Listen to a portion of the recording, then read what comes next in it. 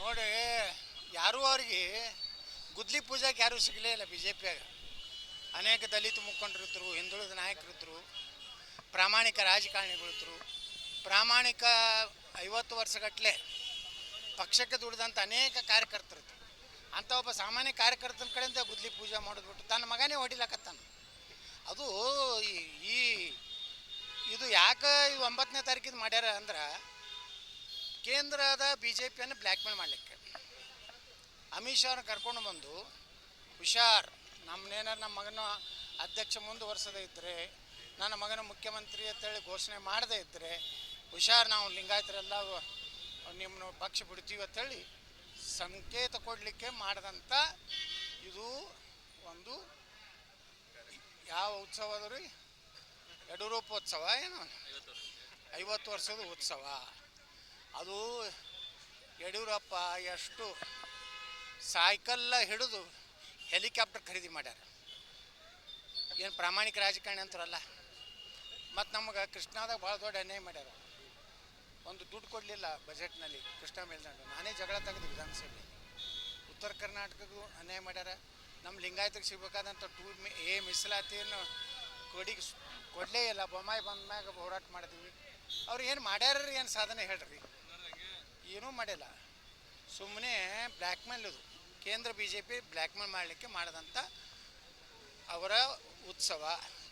ಅದನ್ನು ತನ್ನ ಮಗನ ಭವಿಷ್ಯದ ಸಲುವಾಗಿ ಮಾಡಿದಂಥ ಉತ್ಸವ. ರಾಜ್ಯದ ಜನ ಅವ್ರ ಕಮೆಂಟ್ಗಳು ನೋಡಿ ನೀವು ತೊಳಗೆ ಯಾವ ರೀತಿ ಅವರ ಬಗ್ಗೆ ಕಮೆಂಟ್ ಬರ್ಲಾಕತ್ತಾವು.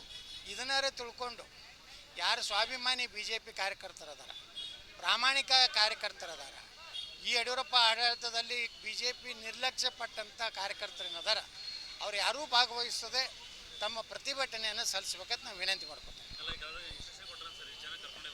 ಅರೆ ಅದೇ ಬಂದು ರೊಕ್ಕ ಎತ್ತಲಾಕತ್ತಾರೆ. ಈಗ ಎಲ್ಲ MLAಗಳಿಗೆ ಫಿಕ್ಸ್ ಮಾಡ್ಯಾರ, ಇಟ್ಟು ಕೊಡ್ಬೇಕು, ನೀನು 50 ಲಕ್ಷ ಕೊಡಬೇಕು, 100 ಬಸ್ ತೊಗೊಂಡ್ಬರ್ಬೇಕು, ಇಲ್ಕಂದ್ರೆ ಮುಂದಿನ ಸಲ ಟಿಕೆಟ್ ಕೊಡೋದಿಲ್ಲ, ಹುಷಾರ್ ಅಂತ ಹೇಳ್ಯಾರ. ಅವ್ರು ಯಾರು ಬಸ್ ಕೊಡ್ತಾರೋ ಅವ್ರು ಎಲ್ಲರೂ ಮುಂದಿನ ಸಲ ಲಗ ಹೊಡಿತಾರೆ. ನಮ್ಮ ಜಿಲ್ಲಾದ ಏನು ಸುಡಾಡಿ ಯಾರು ಹೋಗ್ತಾರೆ? ಯಾರು ರೊಕ್ಕ ಖರ್ಚು ಮಾಡೋರು ಯಾರು ಅದಾರ? ನಿಮ್ಮ ಪತ್ರಿಕಾಗೋಷ್ಠಿಗೆ ಉಪ್ಪಿಟ್ಟು ಚಹಾ ಮನೆಯಿಂದ ಮಾಡೋರು ಅದಾರ. ಇವ್ರೇನು ಗಾಡಿ ಮಾಡ್ತಾರೆ? ಸುಮ್ಮನೆ ಕೂಡಿದ ಗಾಡಿ ಎಲ್ಲ ನಾನೇ ತಂದಿನ ಅಂತ ಹೇಳ್ತಾರೆ. ಇಂಥ ಗಿರಾಕಿಗಳು ಭಾಳ. ನಿನ್ನೆ ಒಂದು ಗಿರಾಕಿ ಇತ್ತು, ಆ ವಿಜೇಂದ್ರ ಮಗ್ಲೇ ಹೇಳಕತ್ತಿದ್ದು ಬಿಜಾಪುರದ್ದು. ಅವ ಏನಾರೇ ನಾಳೆ ಗಾಡಿ ತೊಗೊಂಡ್ಬಾರ್ದು 50 ಲಕ್ಷ ಕೊಡ್ತಾರೆ, ಒಂದು 40 ಲಕ್ಷ ಹೊಡ್ಕೋಬೇಕಂತ ಅವ್ನು ಮಗ್ಲಾಡಿ ಹೇಳಕತ್ತಿದ್ದು. ನೋಡ್ರಿ TV ಒಳಗೆ ಸ್ವಲ್ಪ ತೆಗೆದು ನೋಡ್ರಿ. ನಿನ್ನೆ ಪೂಜಾದಾಗ ಮಗಲೇ ಇದ್ದ ವಿಜೇಂದ್ರ ಮಗ್ಲ. ಯಾಕಂದ್ರೆ ನಾವು ಭಾಳ ಪ್ರಾಮಾಣಿಕ ಇದ್ದೇನೆ. 1 ಕೋಟಿ ಹಣ 10,000 ಮಂದಿನ ತರ್ತೀನಿ ಅಂತೇಳಿ ಒಂದು 80 ಮನೆಯಾಗಿಟ್ಟು ಮತ್ತೊಂದು ಹೊಸ ಗಾಡಿ ತೊಗೊಂಡು 5 ಲಕ್ಷನಾಗ ಒಂದಿಟ್ಟು ಗಾಡಿಗೆ ಒಯ್ದು ಮಜಾ ಮಾಡ್ಬೇಕಂತ ಹೋಗ್ಯಾರ ಇವರೆಲ್ಲ. ಬಿಜಾಪುರದವ್ರು ಯಾರು ರೊಕ್ಕ ಕೈ ಬಿಚ್ಚು ಗಿರಾಕಿ ಒಂದೂ ಇಲ್ಲ. ಅಲ್ಲಿ ಮಾಡ್ತೀವಿ ನಾವು, ಹಿಂದೂ ಸಮಾವೇಶ ಮಾಡ್ತೀವಿ. ಎಲ್ಲಿ ನೋಡ್ತೀವಿ. ಈಗ ಈ ಬಿಸಿಲು ಭಾಳ ಇದೆ, ಜನರಿಗೆ ತೊಂದರೆ ಆಗಬಾರ್ದು. ಯಾಕಂದ್ರೆ ನಮ್ಮದು ಅವರು 10 ಲಕ್ಷ ಅಂತ ಹೇಳ್ಯಾರ, ನಮ್ದು 20 ಲಕ್ಷ, ಅವ್ರು 10 ಲಕ್ಷ ಅಂತೂ ಸೇರ್ಲಿಕ್ಕೆ ಸಾಧ್ಯ ಇಲ್ಲ. ಭಾಳ ಆದ್ರೂ ಒಂದು 50,000 ಸೇರ್ತಾರೆ ನೋಡ್ತಾರೆ.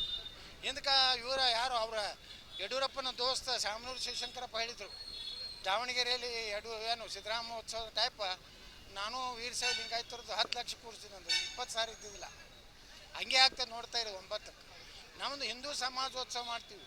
ಈ ರಾಜ್ಯದಲ್ಲಿ ಹಿಂದೂಗಳ ಮೇಲೆ ಏನು ದೌರ್ಜನ್ಯ ಆಗ್ಲಕ್ಕತ್ತದ, ನಿರುದ್ಯೋಗ ಯುವಕರಿಗೆ ನೌಕರಿ ಕೊಡಲಾರಂಥ ಒಂದು ದೊಡ್ಡ ಪರಿಸ್ಥಿತಿಯನ್ನು ನಿರ್ಮಾಣ ಆಗೈತಲ್ಲ, ಅದನ್ನು ಪ್ರತಿಬಿಂಬಿಸಲಿಕ್ಕೆ ಅದನ್ನು ಈ ರಾಜ್ಯದ ಈ ಸರ್ಕಾರಕ್ಕೆ ಎಚ್ಚರಿಕೆ ಕೊಡುವಂಥ ಹಿಂದೂ ಸಾಮ್ರಾಜ್ಯೋತ್ಸವ ನಾವು ಮಾಡ್ತೀವಿ.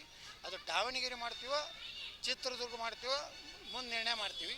ಈ ಬಿಸಿಲಿನ ಜಳ ಭಾಳ ಇರೋದ್ರಿಂದ ಸಾಕಷ್ಟು ವಿಜ್ಞಾನಿಗಳು ಕರೆ ಕೊಟ್ಟಾರೆ, ಮೇ ತಿಂಗಳಲ್ಲಿ ಈ ಬಿಸಿಲು ಮುಂದುವರಿತದಂತೆ. ಅದಕ್ಕೆ ನಾವು ಜನರನ್ನ ಬಲಿ ತೊಗೊಂಡು ನಮ್ಮ ಸ್ವಾರ್ಥ ರಾಜಕಾರಣಕ್ಕೆ ನಾವು ಬಲಿ ಕೊಡೋದಿಲ್ಲ. ನಾವು ಮಾಡೋದು 100% ಗ್ಯಾರಂಟಿ. ಆದ್ರೆ ಸ್ವಲ್ಪ ಬಿಸಿಲು ತೆಗೆದ ಮ್ಯಾಗ ಮಾಡ್ತೀವಿ.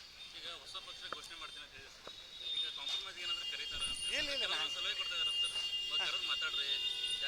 ನೋಡಿ, ನಾನು ಹೇಳ ಅವ್ರನ್ನ ತೆಗಿಯೋ ತನಕ ಪ್ರಶ್ನೆನೇ ಇಲ್ಲ. ಎಲ್ಲ ಶಾಸಕರು ನಾನು ಫೋನ್ ಮಾಡ್ಲಾಕತ್ತಾರೆ, ಕೈ ಮುಗಿತೀವ್ರಿ, ಪಾರ್ಟಿ ಮಾಡಬೇಡ್ರಿ.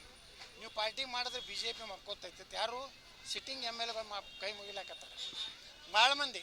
ಅವ್ರು ಎಡಕ್ಕೆ ಬುಲಕ ಅಲ್ಲಿ ಜೋರು ಮಾತಾಡ್ತಿರ್ತಾರೆ ವಿಜೇಂದ್ರದಾಗ. ಈ ವಿಜೇಂದ್ರ ಸಲಗೆ ಪ್ರಾಣವನ್ನು ಕೊಡ್ತೀವಿ, ರಕ್ತ ಏನು ಸುಡೋಡೆ ಯಾರು ರಕ್ತ ಕೊಡೋರೆ ನನಗೆ ಫೋನ್ ಮಾಡಿ ಹೇಳ್ಯಾರ, ನೀವು ಮಾಡಿದ್ರೆ ನಾವೆಲ್ಲ ಲಗ ಹೊಡಿತೀವಿ ಅಂತ. ಅದಕ್ಕೆ ಚರ್ಚೆ ಅವ್ರು ಮಾಡಲಿ. ಅವರು ಈ ಭ್ರಷ್ಟ ಕುಟುಂಬದಿಂದ ಬಿ ಜೆ ಪಿ ಮುಕ್ತ ಮಾಡ್ತಿದ್ರೆ ನಾವು ಕಾಂಪ್ರಮೈಸ್ ಆಗ್ಲಿಕ್ಕೆ ತಯಾರಿದ್ದೀವಿ. ಗ್ಯಾರಂಟಿ ಆಗೇ ಆಗ್ತೈತೆ ರೀ.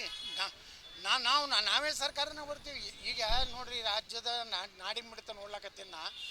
ಈ ಯಾರೂ ಬೇಡಪ್ಪ, ಈ ಸಿದ್ದರಾಮಯ್ಯನೂ ಬೇಡ, ಡಿ ಕೆ ಶಿವಕುಮಾರ್ ಬೇಡ, ಕುಮಾರಸ್ವಾಮಿನೂ ಬೇಡ, ಯಡಿಯೂರಪ್ಪನೂ ಬೇಡ, ಹೊಸದೊಂದು ಪ್ರಯೋಗ ಮಾಡೋಣ ಈ ರಾಜ್ಯದಾಗ ಅನ್ನೋದು ಬಂದ್ಬಿಟ್ಟೆ ಜನರಿಗೆ.